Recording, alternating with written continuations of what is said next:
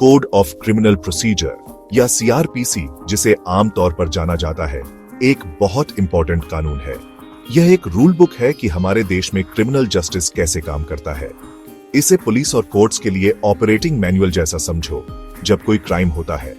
इस कोड में कई सेक्शंस हैं। हर सेक्शन क्रिमिनल प्रोसेस के एक स्पेसिफिक पहलू से डील करता है। आज हम ऐसे ही एक क्रूशियल सेक्शन पर फोकस कर रहे हैं। यह सेक्शन है सीआरपीसी का सेक्शन 102।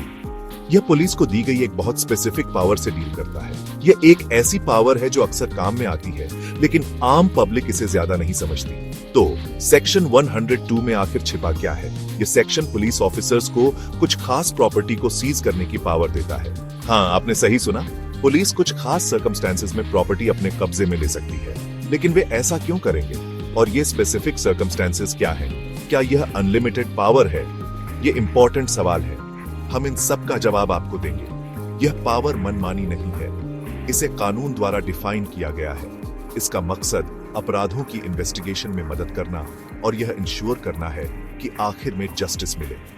अब आप सोच रहे होंगे कि मुझ जैसे आम नागरिक को इस पार्टिकुलर लॉ की चिंता क्यों करनी चाहिए? यह बहुत वैलिड सवाल है। देखिए, सेक्शन 102 जैसे कानून सीधे तौर पर पुलिस के काम करने के तरीके पर इंपैक्ट डालते हैं। वे लोगों के अधिकारों, खासकर प्रॉपर्टी राइट्स, को भी टच करते हैं। ऐसे कानूनों के बारे में जानना आपको एम्पावर करता है। यह आपको अपने राइट्स और पुलिस पावर्स की लिमिटेशंस को समझने में मदद करता है। एक डेमोक्रेसी में एक इन्फॉर्म्ड नागरिक एक स्ट्रॉन्ग नागरिक होता है। यह नॉलेज सिर्फ लॉयर्स के लिए नहीं है, यह हर उस व्यक्ति के लिए है जो एक फेयर सिस्टम में विश्वास रखता है। आज की डिस्कशन में हम आपके लिए सीआरपीसी के सेक्शन 102 को ब्रेक डाउन करेंगे। हम इसके प्रोविजंस को सिंपल भाषा में एक्सप्लेन करेंगे। आपको कंफ्यूज करने के लिए कोई कॉम्प्लिकेटेड लीगल टर्म्स नहीं होंगे। हमारा एम आपको क्लियर फैक्ट्स बताना है। हम चाहते हैं कि आप समझें कि इस कानून का क्या मतलब है, इसे कैसे यूज किया जाता है और यह क्यों मैटर करता है। तो हमारे साथ बने रहिए जब हम इस सिग्निफिकेंट लीगल टूल के डिटेल्स को अनकवर करते हैं। यह वो इंफॉर्मेशन है जो हर नागरिक को अपनी अवेयरनेस और सेफ्टी के लिए पता होनी चाहिए। चलिए सेक्शन 102 के कोर पर आते हैं। एक पुलिस ऑफिसर असल में प्रॉपर्टी सीज करने की इस पावर का इस्तेमाल कब कर सकता है? कानून यहाँ काफी स्पेसिफिक है। ऑफिसर कोई भी ऐसी प्रॉपर्टी सीज कर सकता है जिसके चोरी होने का आरोप हो या शक हो। यह एक प्राइमरी कंडीशन है। इसके अलावा वे ऐसी प्रॉपर्टी भी सीज कर सकते हैं जो ऐसे सर्कमस्टेंसेस में पाई जाए जिससे किसी ऑफेंस के होने का शक पैदा हो। इसका मतलब है कि अगर सिचुएशन खुद सस्पिशियस लगती है और प्रॉपर्टी इन्वॉल्व्ड है तो उसे सीज किया जा सकता है। यह वाकई एक ब्रॉड पावर है। हम यहाँ किस तरह की प्रॉपर्टी की बात कर रहे हैं? क्या पुलिस इस सेक्शन के तहत आपका घर या आपकी जमीन सीज कर सकती है?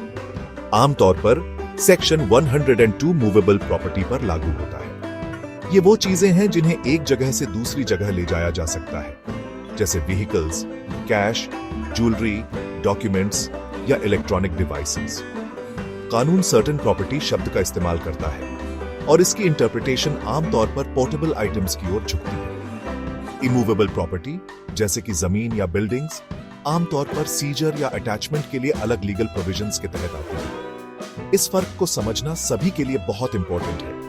पुलिस ऑफिसर के सेक्शन 102 के तहत प्रॉपर्टी सीज करने के बाद आगे क्या होता है? ऑफिसर बिना प्रोसीजर फॉलो किए प्रॉपर्टी को अनिश्चित काल तक अपने पास नहीं रख सकता। कानून यह कहता है कि ऑफिसर को फौरन सीजर की रिपोर्ट पुलिस स्टेशन के ऑफिसर इंचार्ज को देनी है। और भी इंपॉर्टेंट बात, अगर प्रॉपर्टी को आसानी से कोर्ट तक नहीं ले जाया जा सकता तो ऑफिसर एक बॉन्ड भरवाकर किसी भी व्यक्ति को उसकी कस्टडी दे सकता है। सबसे जरूरी, ऑफिसर को सीजर की रिपोर्ट जुरिस्डिक्शन वाले मैजिस्ट्रेट को देनी होगी। यह जुडिशियल ओवरसाइट एक की सेफगार्ड है। सेक्शन 102 में इस्तेमाल किया गया फ्रेज एनी ऑफेंस बहुत सिग्निफिकेंट है। इसका मतलब है कि प्रॉपर्टी सीज करने की पावर सिर्फ सीरियस क्राइम्स तक लिमिटेड नहीं है। इसे किसी भी कानून के तहत पनिशेबल किसी भी ऑफेंस के संबंध में इन्वोक किया जा सकता है। यह पुलिस को उनकी इन्वेस्टिगेशंस में काफी लैटिट्यूड देता है, जहां इस ब्रॉड स्कोप का मकसद उन्हें क्राइम से इफेक्टिवली निपटने में मदद करता है। वहीं मैं इस बात पर भी जोर देता हूं, इस पावर का इस्तेमाल सोच समझकर और जिम्मेदारी से किया जाना चाहिए। इसके वाइड एप्लीकेशन की पोटेंशियल का मतलब है कि सिटीजन्स को इसके पैरामीटर्स और अपने राइट्स के बारे में पता होना चाहिए। सेक्शन 102 असल में क्राइम के खिलाफ लड़ाई में कैसे मदद करता है? यह प्रोविजन इन्वेस्टिगेटर्स के हाथों में एक पावरफुल टूल है। जब चोरी की गई या क्राइम में शामिल होने के शक वाली प्रॉपर्टी सीज की जाती है, तो यह कई पर्पसेस सर्व करती है। पहला, यह क्रूशियल एविडेंस को बचाता है, जिसे वरना डिस्ट्रॉय या टैंपर किया जा सकता था।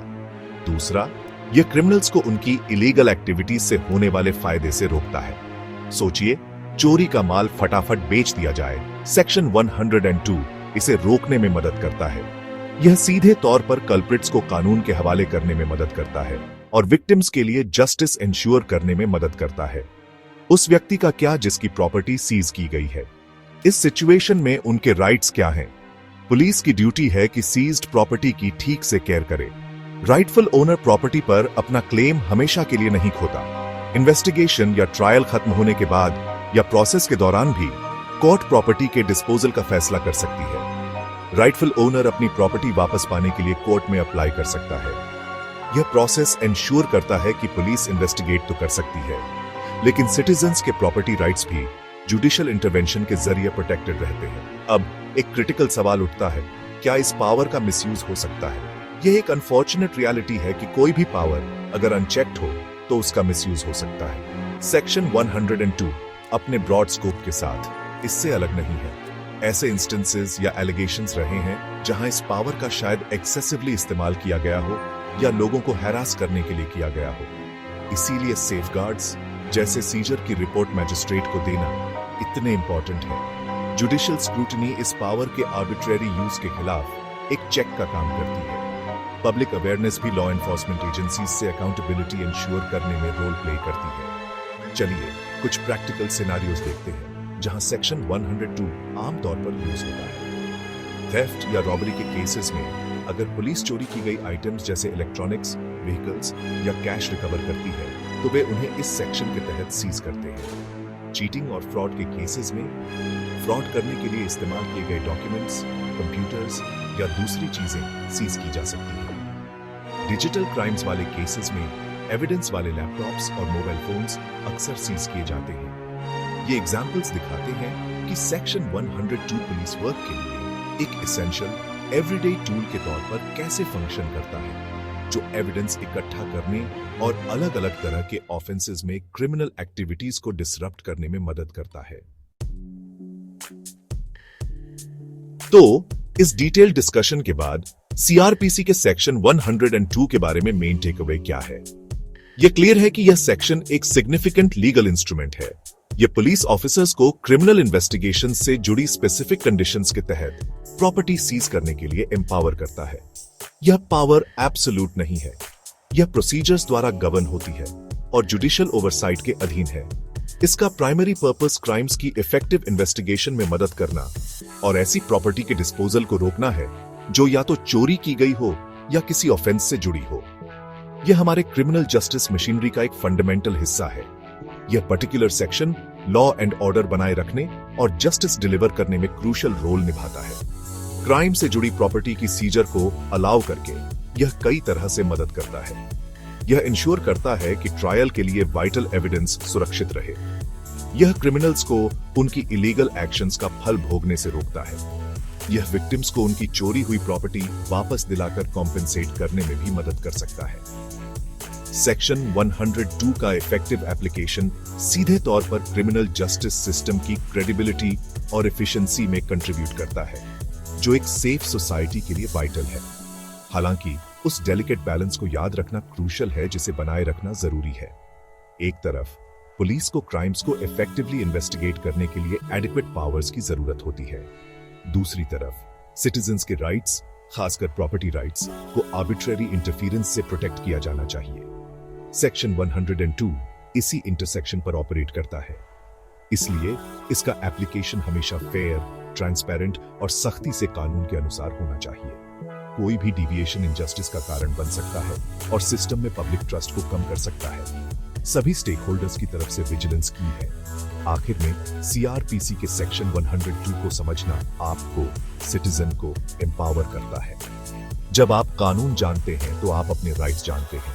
आप समझ सकते हैं कि पुलिस कुछ खास एक्शंस क्यों ले रही है और आप यह भी पहचान सकते हैं कि क्या वे एक्शंस लीगल बाउंड्रीज को पार कर रही है। सभी कानूनों का, जिसमें यह भी शामिल है, एम एक जस्ट और ऑर्डरली सोसाइटी स्थापित करना है। इसे अचीव करने के लिए न केवल इफेक्टिव लॉ एनफोर्समेंट की जरूरत है, बल्कि एक इन्फॉर्म्ड और अवेयर सिटीजनरी की भी जरूरत है। तो इन्फॉर्म्ड रहे, अवेयर रहे और रूल ऑफ लॉ को बनाए रखने में अपनी भूमिका निभाएं।